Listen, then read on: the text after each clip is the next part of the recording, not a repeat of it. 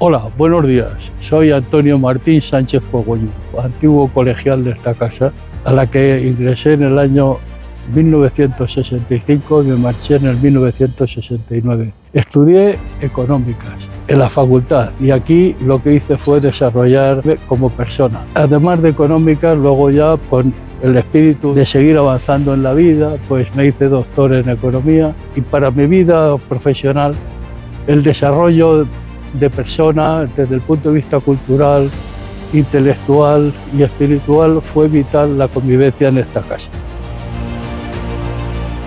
Muy buenas, soy Antonio Naval, soy del puerto de Santa María y estudié aquí 3 años en el Colegio Mayor Pío XII.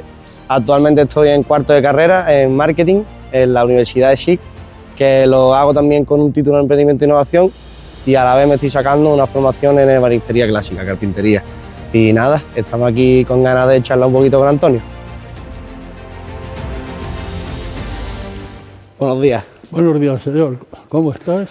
Antonio, encantado. Soy Antonio. Tocayo, vamos al lío. Bueno, Antonio, me han contado que tú eres antiguo colegial del Colegio Mayor Pío XII. Me gustaría saber cómo fueron tus primeros años aquí. Fue una vida fantástica. Vine en el año 65, tuve la ocasión de conocer al cardenal y la verdad es que mi vida aquí fue un desarrollo completo de lo que yo necesitaba.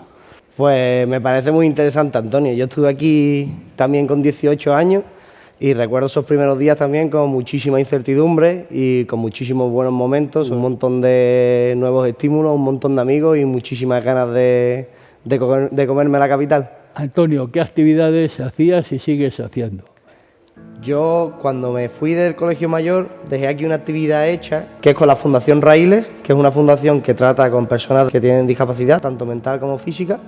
Y pues bueno, cuando me fui del colegio, se sigue haciendo, porque yo sigo llamando a Peri para decirle, oye, mira, que vamos a ir allí a jugar con los chicos al futbito, les hacemos baloncesto también, karaoke, y mi asociación, que es una asociación sin ánimo de lucro, se llama planperfecto.fund. Lo tenemos así puesto en redes sociales para quien nos quiera buscar y demás. El dinero que se recauda es para poder ofrecer actividades a quien más lo necesitan, a gente que esté en situaciones desfavorecidas. Y pues trabajamos con un montón de causas, por ejemplo, madres que vienen de fuera sin recursos, mandamos a Perú con Madre Coraje también pues ayuda humanitaria de pues, juguetes, comida, ropa, todo lo que pueda hacer falta fuera de España. Pues os felicito porque realmente es muy interesante. ¿Tú te has dedicado a voluntariado y proyectos sociales y demás? En aquel tiempo pues lo había, pero yo estaba mucho más metido en cosas de colegiales. La mayor responsabilidad que me dio el colegio fue participar por elección de mis compañeros en una comisión que se creó, que es la Comisión Económica, en el año 68.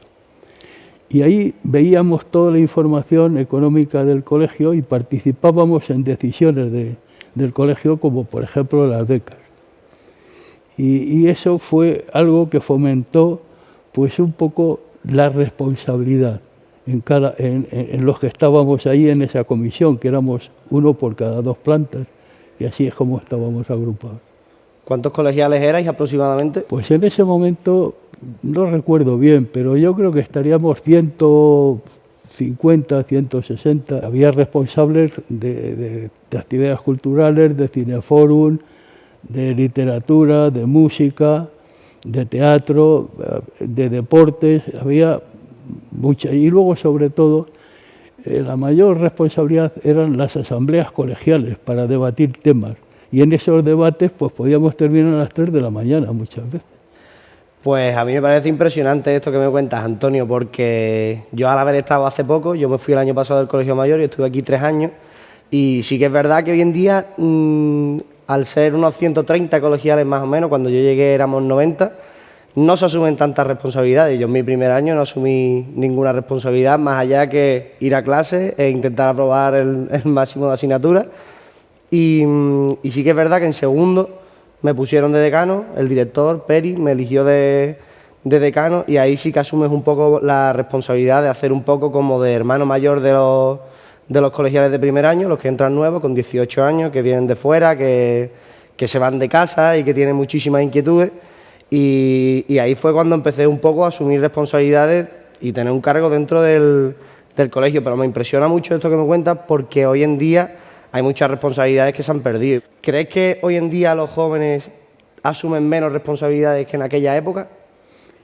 Pues no sé si menos, pero lo que sí sé es que lo veo como mucho más ensimismados en las redes sociales y lo veo más ensimismados en el tema de los smartphones. ¿Por qué? Pues porque hay veces que te puedes chocar con una persona joven o él mismo darse un golpe con una farola, como me ocurrió a mí el otro día. Oí un golpe y era un chaval pues, que iba pendiente de su móvil y no se enteró que había una farola ahí, y de verdad que el golpe fue importante. Pero no se despertó, que lo bueno es que ese golpe le sirva de ahí en adelante para no hacer más eso. Pero bueno, eso es lo que yo pienso, que hay que abrirse la mente como yo necesité abrirla. Y abrirse la mente es estar pendiente de los demás, ayudar a los demás, rebatir a los demás y sentir lo que haces tú a través de ellos, porque te hacen de espejo. Y eso no veo que ocurra, que eso es escuchar en definitiva. ¿Tú dirías que el Colegio Mayor ha influido en la persona que eres hoy en día? Pues un montón. Y la convivencia en el comedor, que era una convivencia internacional, pues mucho más todavía, porque entonces se te abre el horizonte. O sea, a mí la mente se me abrió a un mundo muy desconocido. Yo venía de un pueblo, pues fue fundamental, y sobre todo en la parte emocional y las ayudas que yo tuve, por ejemplo, del director y del secretario del cardenal, Echamendi. Yo opino igual que tú, Antonio, porque al venir aquí, por ejemplo, en mi caso, que vengo desde Cádiz, vengo de bastante lejos, es un cambio súper fuerte a nivel cultural y a nivel social. Vienes aquí a la gran ciudad y dices, Dios, la ciudad me va a comer. Y sí que es verdad que aquí adaptándote es como tener una nueva casa, es como tener una nueva familia, gente que te va apoyando y gente que te va encaminando por el buen camino. Pues sí que es verdad que eso influye un montón en tu persona. Si comparamos el joven que se queda en casa o el joven que sale de casa y viene a la gran ciudad, estudia, conoce más gente y tiene pues muchísimos cambios en su día a día. ¿Tú crees que el Colegio Mayor te ha ayudado a tener oportunidades en tu vida? Para mi vida profesional fue fundamental. ¿Por qué? Pues porque el conocerte mejor, ese autocontrol, ese juicio interno, que lo sigo haciendo a lo largo de toda mi vida, eso se fomentó mucho aquí, en la escucha, la observación, el respeto, el cariño, el darte a los demás y el ver cómo vas disfrutando haciendo eso. Eso fue, de verdad, la semilla que luego en el mundo profesional fue fundamental. Como directivo de empresa, fue clave en esas capacidades, que ahora se llaman capacidades emocionales, competencias emocionales. De manera profesional y a nivel formación, sí que es verdad que te abre muchísimas oportunidades y te abre muchísimas puertas. Pero sí que es verdad que lo que tú dices de los smartphones, las redes sociales y demás, tienen a los jóvenes un poco más como entre paréntesis, ¿no? Que no se quieren abrir tanto y que no quieren conectar tanto con los demás. Escuchando lo que me cuentas, Antonio, sí que es verdad que a una edad más temprana asumían muchísimas más responsabilidades, como por ejemplo a lo mejor nos cuentan nuestros abuelos de, pues yo con 22 años ya tenía un matrimonio, con 25 ya tenía hijos y demás, y sí es verdad que eso en la sociedad que me ha tocado a mí vivir, pues se ve impensable. Pero no por ello creo que los jóvenes asuman menos responsabilidades, porque también ha habido mucho cambio a niveles de redes sociales, tecnología y demás, que llevan el mundo muchísimo más acelerado. Entonces yo creo que el joven se tiene que adaptar a lo que tenemos hoy en día.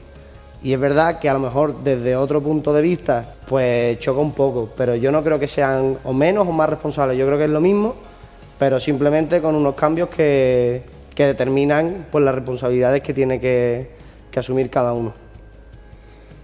Yo hay veces que dudo un poco de eso. ¿Sabes por qué? Pues porque me da la impresión que estáis, ¿cómo te diría yo?, como más automatizados, o sea, menos abiertos a la sociedad y a los otros, que escucháis menos.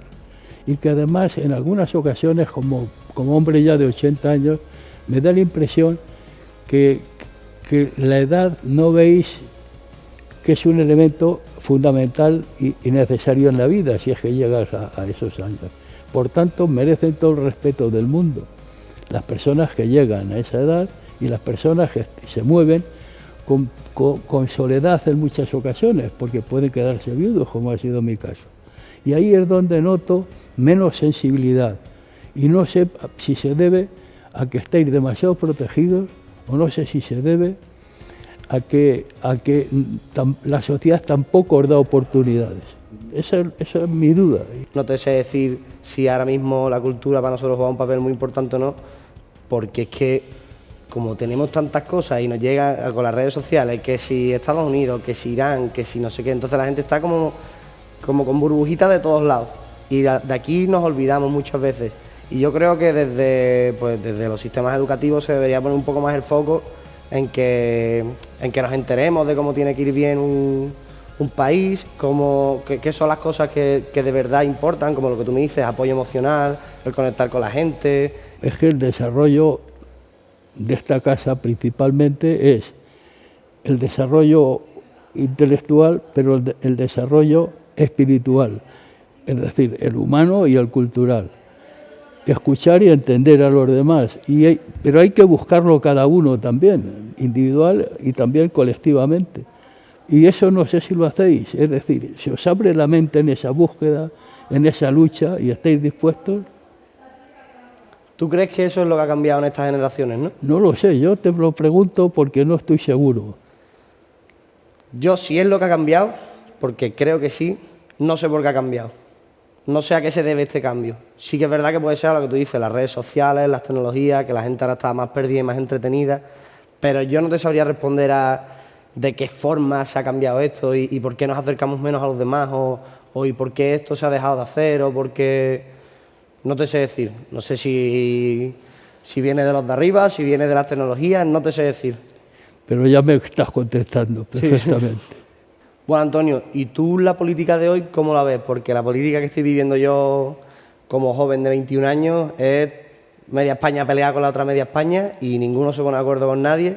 ¿Cómo se vivía la política en aquella época? Tú que vienes de otra época, de unos políticos mucho más diferentes y bastante más estrictos. Pues en esa época la política pues no era una democracia, por supuesto. En esta casa sí la vivimos, la democracia, porque aquí libertad de expresión había toda y concurrencia de ideas todas las del mundo. Pero había respeto empezando por uno mismo, en no mentir a los demás y el expresarse tal cual uno piensa y tal cual uno va a hacer o puede hacer o está haciendo. Y ahora veo que hay pues una dicotomía muy grande entre lo que se dice, lo que se hace y lo que se piensa, por lo menos a nivel político. Y eso para mí es un comportamiento inhumano, porque hay falta de respeto. En aquel entonces sabíamos que era una dictadura y de verdad que en esta casa no lo notabas.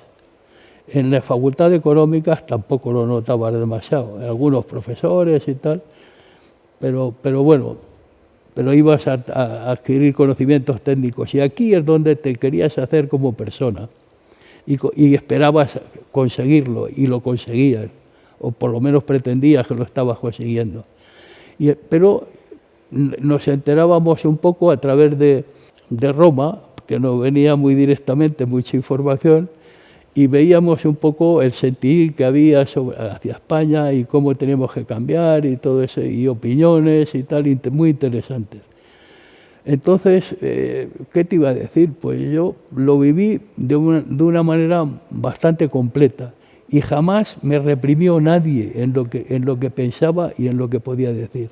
Ahora yo veo que no es que te repriman, pero la verdad es que te acosan en cuanto discrepas. Yo creo que el planteamiento político que hay es pues igual menos transparente, menos claro y menos humano. Ese es el ejemplo también que estáis recibiendo y es una pena que sea así, porque somos ciudadanos, no somos súbditos, por tanto nos merecemos que se nos diga la verdad y hacer unos planteamientos más transparentes y de más respeto. Entonces, esos valores que aquí de pro bono comunes, Pues la verdad es que no lo veo en este momento. Y en ese momento era, dentro de esta casa, un ejemplo de vida, empezando porque el cardenal todavía vivía, y con su mirada, sus maneras de pensar y sobre todo de preguntar, ¿cómo estás? Y bueno, y nada más ver la mirada con la que lo hacía y con la atención que estaba contigo, pues era un ejemplo de vida. Y esos ejemplos de vida yo no los veo tanto ahora. Perdona, Antonio, eso es lo que pienso. Sí, no, totalmente de acuerdo. Pero eso es algo que te pregunto a ti, ¿lo hacéis así ahora? O sea, habláis tranquila y abiertamente y honradamente y decís lo que pensáis y lo que hacéis. Sí, pero con quien piensa igual que tú. Te lo explico un poco. Sí que es verdad que hoy en día los jóvenes van a 120 por hora, informados de todos lados, que si fake news, que si de esto que me entera que me han contado, que tal y que cual. Es verdad que hoy en día sí que esa libertad de expresión que tú dices la hay, pero te acosan. Y también es verdad que no se choca tanto porque a la hora de meterte a lo mejor en un colegio mayor, pues piensas más o menos que tiene casi todo el mundo tus mismos ideales. A lo mejor te vas a otro y tienes otros ideales que tú pues no compartes y por eso no te has ido a ese colegio mayor. Entonces yo creo que eso ha empeorado muchísimo en relación a aquella época comparada con la mía. Pero, por ejemplo, a la hora de lanzar proyectos, iniciativas y demás, sí que es verdad que como estamos tan divididos y hay tanta gente de cada idea, pues las ideas que se lanzan puede tener un montón de cosas, puede tener un montón de malas opiniones, pero también tiene su público. A lo mejor cosas que se han perdido aquí en el cole no se ha perdido, pero bueno, tiene mucha menos importancia, porque yo recuerdo cuando estaba aquí en el cole que en las asambleas se hablaba de un montón de cosas que yo decía, de esto no me quiero enterar, yo me quiero enterar de cuándo es la fiesta, de cuándo es el fútbol y si vamos a tener algún concierto. ¿Sabes lo que te quiero decir? Sí, sí.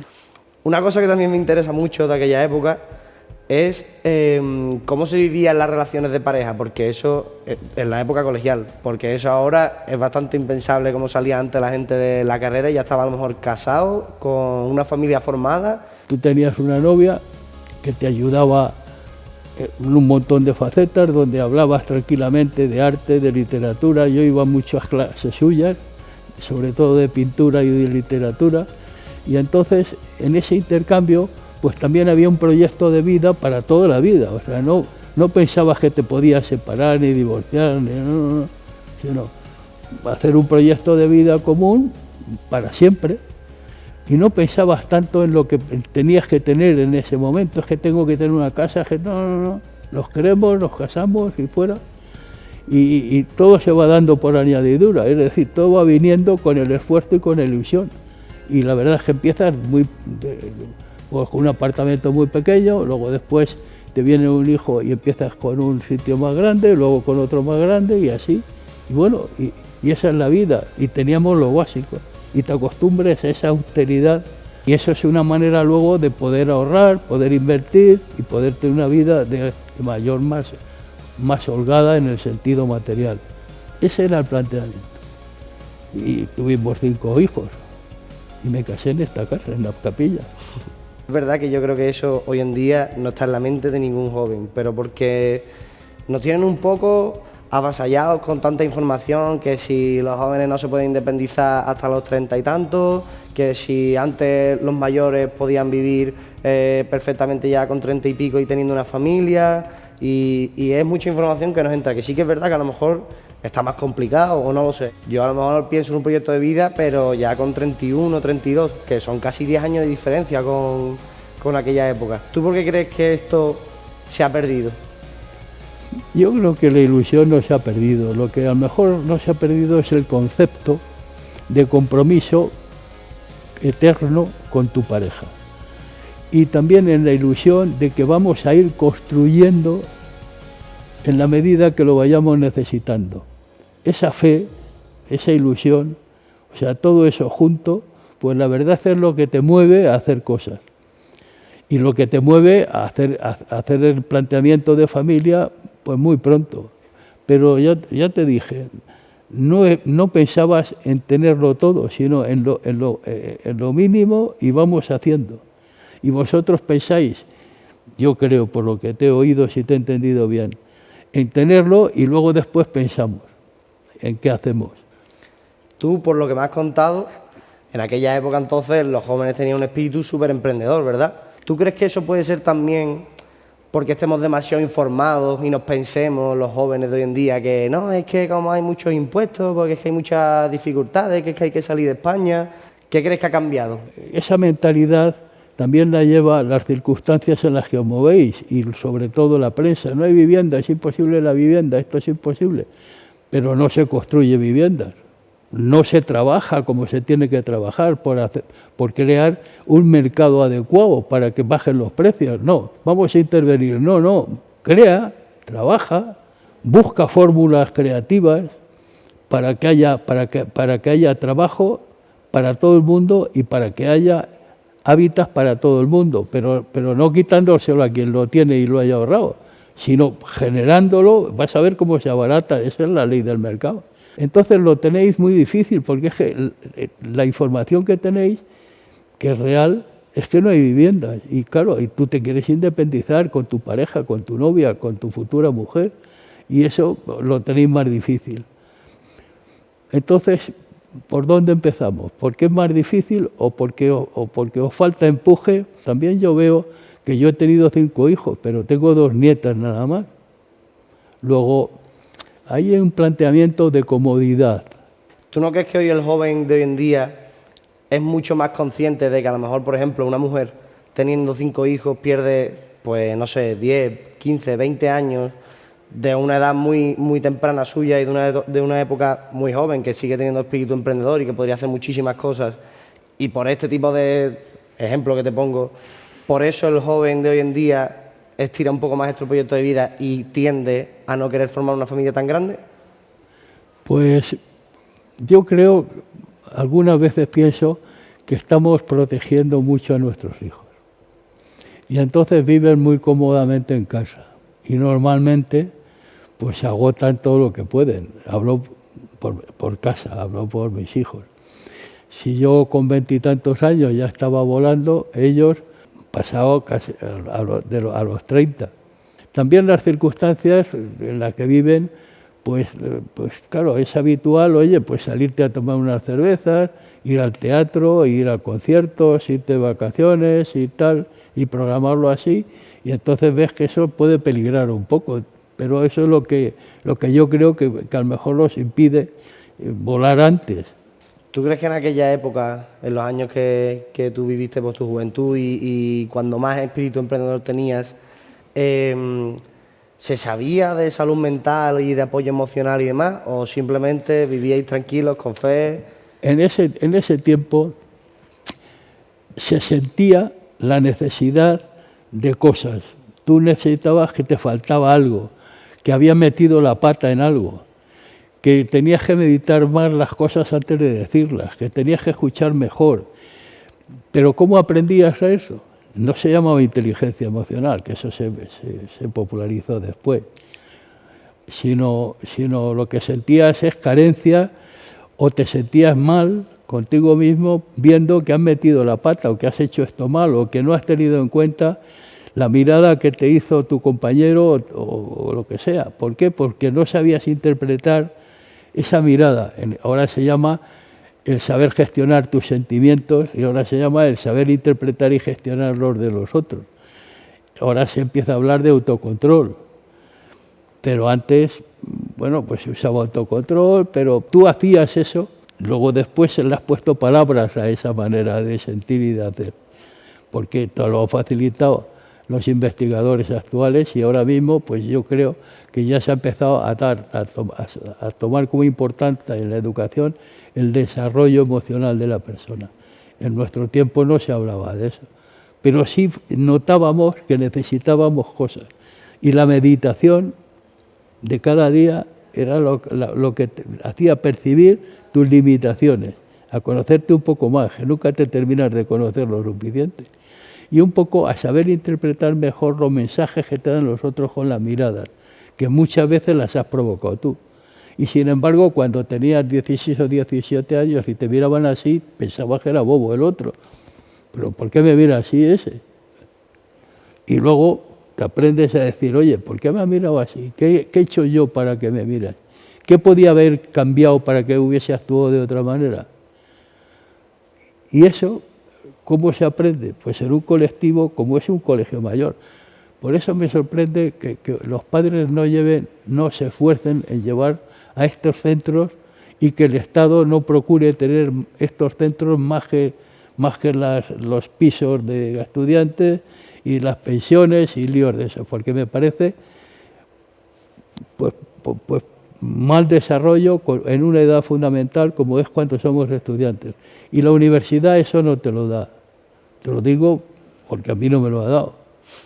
Lo he tenido que ir aprendiendo después. Y luego me he dado cuenta de lo mucho que me ha servido eso a la hora de tener puestos de dirección y poder progresar en una organización grande. Que hablar de temas de salud mental y apoyo emocional siempre es muy general, porque hay gente que es un ángel y que se entera de todo lo que, de las miradas, de los sentimientos y demás. Pero sí que es verdad que yo y a la juventud con la que yo me junto y con la que me ha tocado vivir, pues yo creo que tenemos los mismos problemas que en aquella época, lo que pasa es que estamos más informados. Y estamos informados, pero nos entra por un lado y nos sale por el otro. No es algo que, porque si, lo que tú me cuentas de que a lo mejor no te dabas cuenta de, por ejemplo, una mirada y decías, bueno, pues este es bobo, ¿no? Este no merece la pena que gaste tiempo en él. Y hoy en día yo creo que de esas cosas te das cuenta, pero del tirón coges el móvil y te distraes con otra cosa. Entonces, ¿qué pasa? Que nos bombardean también mucho con esto, con salud mental, con el estar triste, que si estar triste depende de esto, de si los hábitos que tú tienes y demás. Pero yo creo que también es como tú lo lleves. Si por ejemplo, como tú dices, en aquella época, pues si tú querías aprender, que tú querías formarte, tú querías tal, pues al final siempre ibas a tener como carrerilla para llegar a esto, para llegar a entender la salud mental de otros, saber cómo conectar con otros, las miradas, los sentimientos, las emociones y demás. Yo estas cosas me he dado cuenta cuando he salido de casa. Cuando sales de casa te das cuenta de un montón de cosas que cuando te quedas en casa pues dices, bueno, pues estaba, a lo mejor como tú dices, estaba protegido. Y nada, Antonio, me gustaría decirte que esta charla me ha parecido súper interesante porque me abre un poco el punto de vista desde cómo se veía antes pues todos los proyectos emprendedores y todas las cosas que me inquietan a mí hoy en día, como puede ser también la salud mental, la situación de la vivienda, la manera de que un joven salía para adelante, los proyectos de vida que tenía un joven en aquella época y cómo ha cambiado todo y a qué se deben estos cambios. Así que me voy encantado porque me has abierto mucho la mente y me ha gustado mucho. Y yo voy también muy satisfecho por una razón, Antonio, y es porque veo la inquietud que tenéis los jóvenes de esta casa y los que habéis estado en esta casa y los que seguís colaborando y sobre todo vuestra entrega. Y yo pienso que es la mejor manera de un desarrollo profesional más completo y mejor. Y aquí tenéis las bases para poderlo hacer y lo estáis haciendo. Ahora, ¿qué me gustaría? Pues que tuvieseis más empuje, más ilusión y pensaseis menos en los objetos que os tienen que rodear para tomar decisiones de aventuras como las que yo tomé en su tiempo. Pero me parece magnífico. Y además veo otra cosa, y es que eso que nos quieren hacer, de enfrentarnos a jóvenes con mayores y crear esos choques emocionales, pues realmente no existe. ¿Por qué? Pues porque varían las circunstancias tuyas y las mías. Pero sin embargo el espíritu y las ganas de hacer y la humanidad que queremos desarrollar está ahí de base. Y eso es lo importante. Y el hacer el bien por el bien común, el pro bonus común, que a mí no se me olvida nunca. Muchas gracias, Antonio. A ti, hombre, por favor. Un abrazo. Venga, un abrazo fuerte. Un auténtico placer.